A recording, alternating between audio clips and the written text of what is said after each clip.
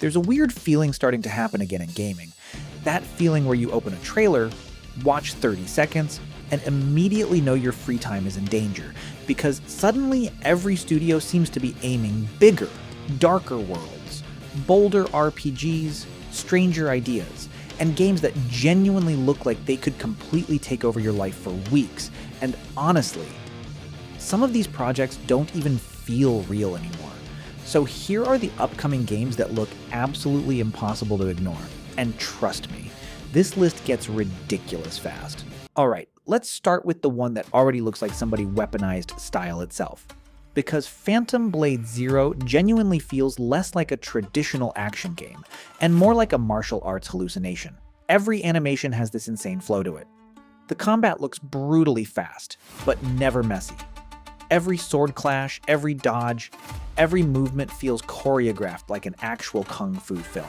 And the craziest part is that it somehow still looks grounded. A lot of flashy action games eventually turn into visual noise. But this, you can actually read every strike, every counter, every directional movement, which makes the entire thing feel even more dangerous. And visually, this game is just absurd. The lighting, the rain, the architecture, the atmosphere. There are moments in these trailers that genuinely look pre-rendered. But what really makes Phantom Blade Zero stand out is the tone. This world feels cursed, violent, ancient, like everybody inside it already knows they're doomed. And honestly, if the combat feels as good as it looks, this could end up becoming one of those action games people never shut up about. Now this next one has a completely different energy. Because Expanse Osiris Reborn feels cold. Not emotionally cold. Space cold. The kind of sci-fi where every decision feels dangerous, where every room feels temporary, and where humanity already looks one mistake away from collapse. And honestly, that's exactly why this looks so interesting. Most modern sci-fi games try to feel heroic. The Expanse never really worked like that. Its universe was always about tension, politics, survival, desperation, and this game looks like it understands that perfectly. You can already feel the Mass Effect comparisons starting. Crew interactions, dialogue choices, relationship dynamics, mission structure. But the tone here feels much heavier, more paranoid, more grounded. Like every conversation could eventually become a betrayal. And visually, this might end up being one of the most immersive sci-fi worlds we've seen in years. Everything looks lived in, used, exhausted, which somehow makes the entire universe feel even more believable. If they really nail the writing here, this could become something special. Okay, Ubisoft might finally be returning to the game people actually wanted more of, because no matter how many Assassin's Creed games came after Black Flag, people never stopped talking about the pirate part. And honestly, that says everything. Black Flag wasn't loved because of Assassins. It was loved because it made being a pirate feel incredible. The storms, the ship combat, boarding enemy vessels, sailing into complete chaos while your crew starts singing in the background. That game had a sense of adventure modern Ubisoft has been chasing ever since. And now, if this remake really rebuilds the world properly with current hardware, this could become massive all over again. Because imagine those oceans now. Dynamic weather, modern lighting, next-gen water physics, entire cities rebuilt from scratch. And honestly, there's a very real chance a whole new generation discovers why Black Flag became legendary in the first place. Especially if Ubisoft remembers one important thing. People don't want another giant checklist. They want freedom. And Black Flag at its best felt like freedom. Remedy games always feel like you're discovering something you were never supposed to find. And Control Resonant already has that exact energy. There's barely even enough information about this game yet, which somehow makes it even more interesting, because Remedy has created this entire identity around mystery. Weird buildings, impossible events, conversations that sound normal until suddenly they absolutely are not. And the Control universe might honestly be one of the best settings they've ever made. It feels supernatural without becoming fantasy.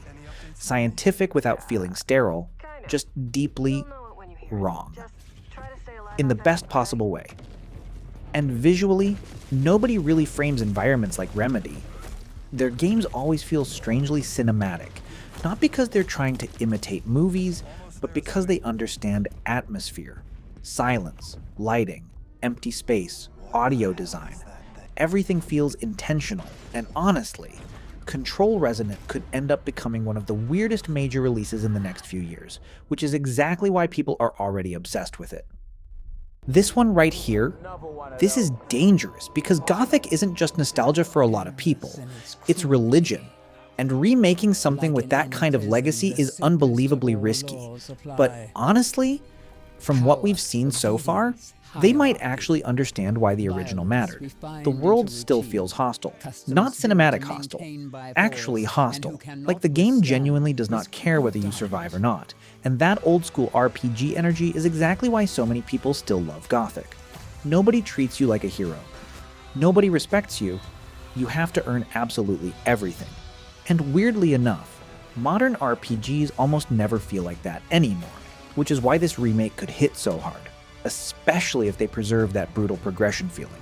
Starting weak, getting destroyed, slowly becoming dangerous. That transformation is what made Gothic addictive. And honestly, there's a very real chance this remake completely consumes hardcore RPG fans for months.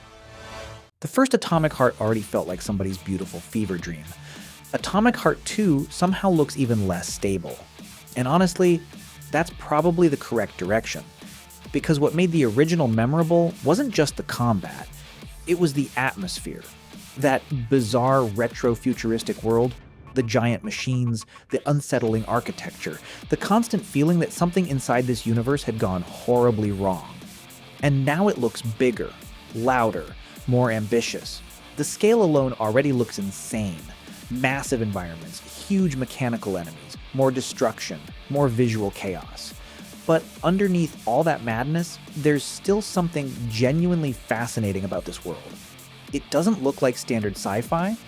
It looks uniquely uncomfortable, like every machine was designed by somebody who slowly stopped understanding humanity. And honestly, very few games have an identity this recognizable anymore. You can see one screenshot from Atomic Heart 2 and instantly know exactly what game it is. That matters. This game has impossible expectations, and somehow, it still looks incredibly promising. Because Fable was never really about realism. It was about charm, humor, adventure, that weird feeling that the world itself was constantly making fun of you. And honestly, very few RPGs even try to feel playful anymore. Everything now wants to be dark, brutal, morally depressing. Fable always felt different. It felt alive.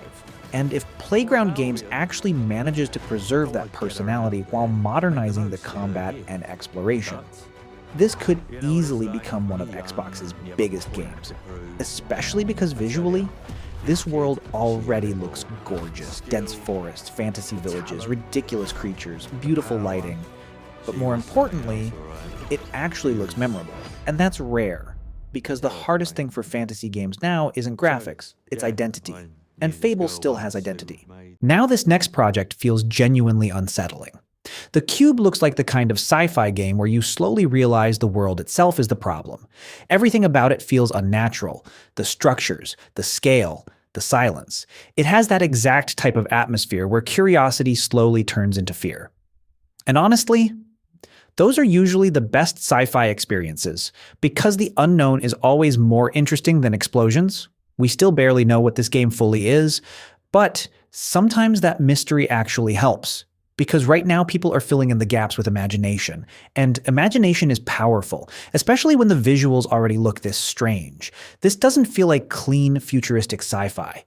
It feels ancient, alien, almost forbidden. And honestly, I already know people are going to spend months trying to decode every trailer frame once this game gets closer. Some games try to impress you with scale. This one looks like it wants to hypnotize you instead. Stranger Than Heaven has style in the most dangerous way possible, the kind of style that instantly creates a fan base before people even fully understand the game. Everything about it feels confident, the camera work, the lighting, the music, the character energy. Even the pacing of the trailers feels different.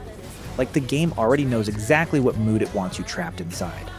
And honestly, that confidence matters, because the industry is full of games trying to imitate trends, but this feels like something with an actual artistic voice, and those projects usually become memorable, especially if the gameplay ends up matching the atmosphere. Because if that happens, this could become one of those cult favorite games people obsess over for years. Plan 8 still feels weirdly mysterious after all this time. And honestly, that mystery might actually be helping it, because every time the game reappears, the ambition immediately becomes obvious. Massive sci-fi environments, large-scale combat, vehicles, exosuits, destruction. This clearly wants to feel huge, but what really matters is whether it can create moments, because big multiplayer games live or die based on moments people remember. Unexpected fights, chaotic escapes, entire missions falling apart in the best way possible, and visually, Plan 8 definitely has the scale to create that kind of experience. The environments already look enormous, like the kind of maps where something dangerous could happen literally anywhere.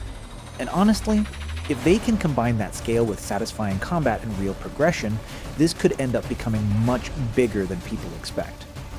Now, this is the kind of RPG that instantly grabs the attention of people who miss grounded fantasy, because Alkahest doesn't look clean. It doesn't look heroic, and that's exactly why it stands out. Everything about this world feels dirty, heavy, unpredictable. The combat especially already looks far more physical than most fantasy RPGs. You're not just spamming abilities, you're throwing enemies into walls, using the environment, improvising during fights, grabbing objects mid-combat, and that entire system gives the game this brutal immersive quality. Almost like a first-person fantasy brawler mixed with a dark medieval RPG, which honestly feels refreshing right now, because so many fantasy games are starting to blend together visually. But Alkahest already has identity. The armor, the mud, the castles, the lighting, everything feels grounded in a way that makes the world more believable. This could easily become one of those games that completely surprises people once they finally get their hands on it. Now this right here feels unapologetically dark. The Godslayer already has that heavy fantasy atmosphere where every frame feels soaked in myth and violence.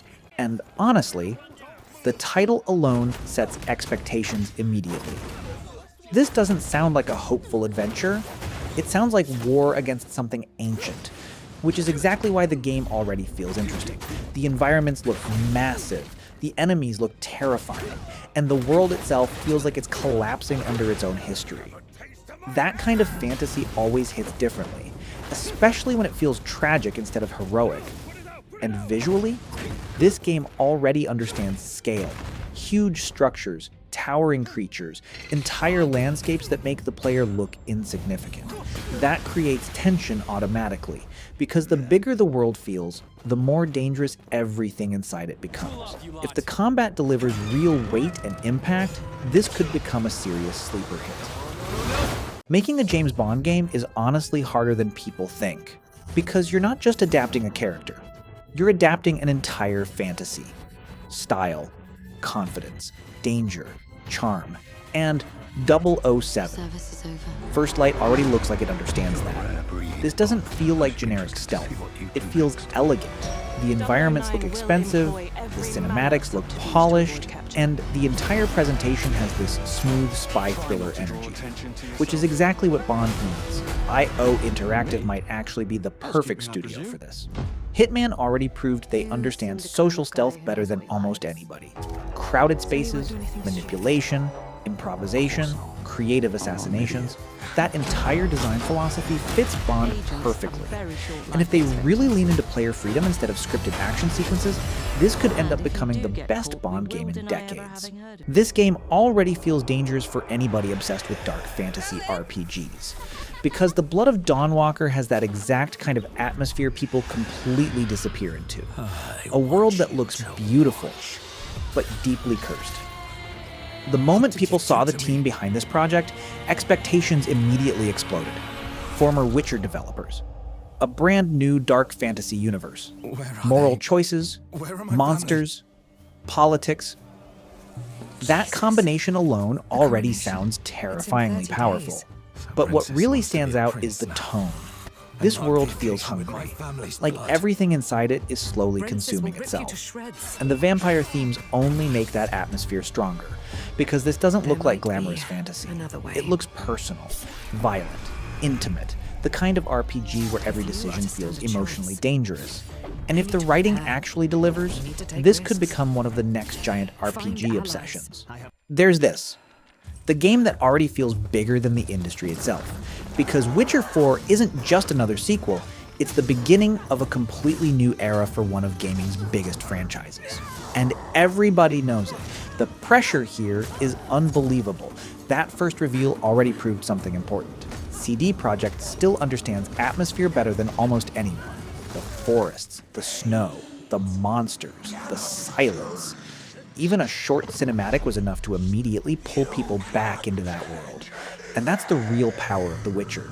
Not just the combat, not just the quests, the feeling. That feeling that somewhere beyond the trees, something ancient is waiting for you.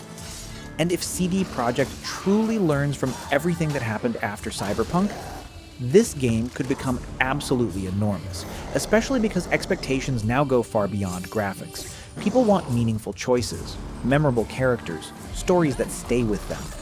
A world that feels alive. Very few studios have ever delivered that combination better than CD Projekt at their peak, which is why Witcher 4 already feels less like an upcoming game, and more like an inevitable gaming event. And the craziest part?